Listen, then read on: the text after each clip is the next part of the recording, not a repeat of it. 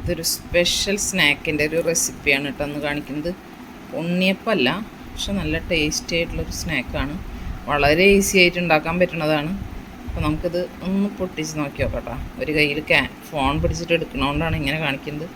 അതെ കേട്ടോ, ഇതിൻ്റെ പുറം ഭാഗം നല്ല ക്രിസ്പിയും ഉള്ളു നല്ല സോഫ്റ്റാണ്. നമ്മൾ സോഡാപ്പൊടിയോ ഈസ്റ്റോ അങ്ങനത്തെ സംഭവങ്ങളൊന്നും ചേർക്കാണ്ട് ഉണ്ടാക്കണതാട്ടോ.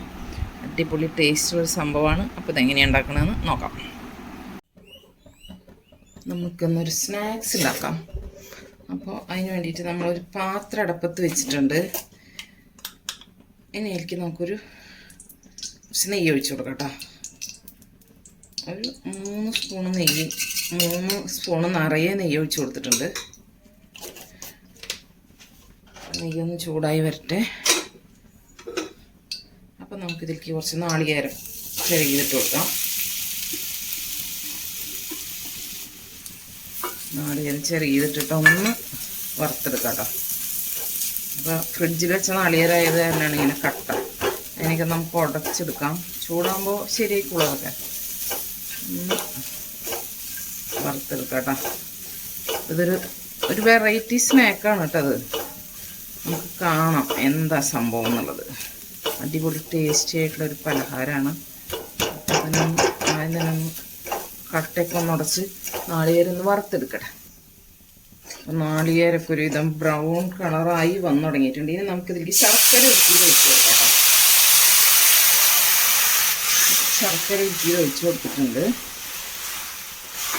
ശകലം കൂടി വെള്ളം ഒഴിച്ച് കൊടുക്കാം. നമുക്കിതിലേക്ക് ഏലക്കാപ്പൊടി ഇട്ട് കൊടുത്തു. ഒരു നുള്ളു ഉപ്പിട്ട് കൊടുക്കാം. ഒരു നുള്ളു ഉപ്പിട്ട് കൊടുക്കാം. അതൊന്ന് തിളച്ച് വരട്ടെ. നമുക്കതിലേക്ക് പൊടിയാണ് ഇട്ട് കൊടുക്കണം.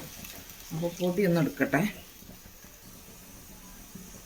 ഇതിലേക്ക് നമുക്കിത് 1 കപ്പ് അരിപ്പൊടി ഇട്ട് കൊടുക്കാം. ഒരു 1/2 കപ്പും കൂടി ഇട്ട് കൊടുക്കാം. ഒരു 1/2 കപ്പും കൂടി ഇട്ട് കൊടുത്തിട്ടുണ്ട്. നന്നായി ഇളക്കി കൊടുക്കാം.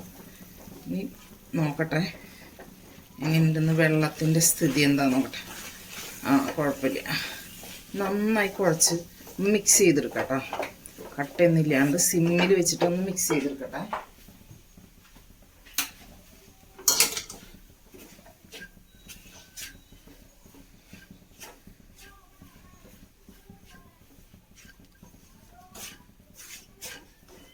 നന്നായി ഒന്ന് മിക്സ് ചെയ്തെടുക്കട്ടെ. നമുക്കിത് ചൂടാറുമ്പോൾ നന്നായിട്ടൊന്ന് കുഴച്ചെടുക്കാം. ചൂടൊന്ന് ആറി വരട്ടെ. അപ്പം നമുക്ക് നന്നായിട്ട് ഇതൊന്ന് കുഴച്ചെടുക്കാം കേട്ടോ. അതിന് ശേഷം നമുക്കിത് വെളിച്ചെണ്ണ ഒഴിച്ചിട്ടൊന്ന് വറുത്തെടുക്കണം. ചെറിയ ചെറിയ ഉരുളകളാക്കിയതിന് ശേഷം. അപ്പം നമുക്കത് കാണാം. ഒന്ന് ചൂടാറട്ടെ.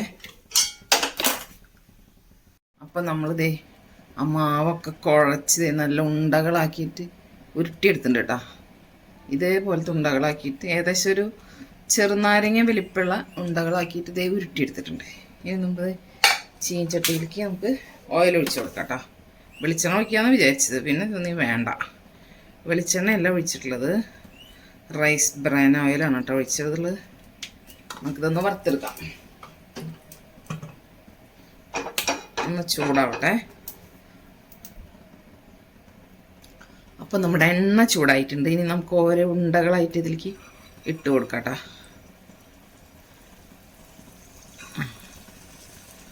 ഇട്ട് കൊടുക്കാം.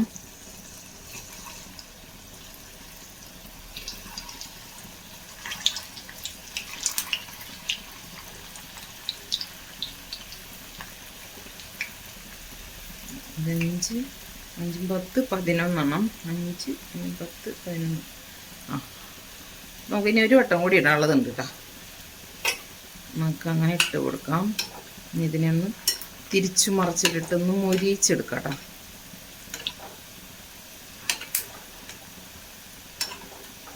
അപ്പോൾ അത് മൊരിഞ്ഞ് വരട്ടെ. അപ്പോൾ നമുക്ക് മറ്റേ സൈഡ് മറിച്ചിട്ട് കൊടുക്കാം. അപ്പോൾ അതൊക്കെ ഒന്ന് മറിച്ച് നോക്കി നോക്കാം. ഇതിൽ സോഡാപ്പൊടിയോ മറ്റ് വേറെ പൊങ്ങണ സംഭവങ്ങളോ വീർക്കാനുള്ള സംഭവങ്ങളൊന്നും ചേർത്തിട്ടില്ല കേട്ടോ. അതുകൊണ്ട് തന്നെ ഇത് സോഫ്റ്റ് ആയിട്ടുള്ളൊരു സംഭവം അല്ല അത്ര. നമുക്ക് മറിച്ചിട്ട് കൊടുക്കാം.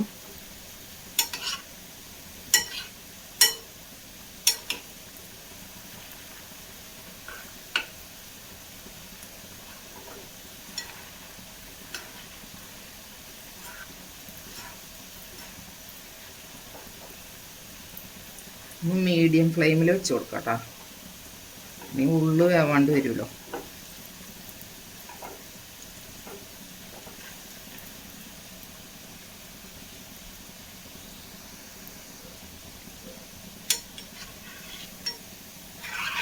നല്ല നാളികേരം നെയ്യ് ഒഴിച്ചൊക്കെ വറുത്തത് കൊണ്ട് നല്ല ടേസ്റ്റ് ഉണ്ടാവും കേട്ടോ അത് കഴിക്കാനായിട്ട്. അടിപൊളി ടേസ്റ്റുള്ളൊരു പലഹാരമാണ്. നല്ല സ്വർണ്ണ കളറാവട്ടെ. നമുക്ക് കോരിയെടുക്കാം.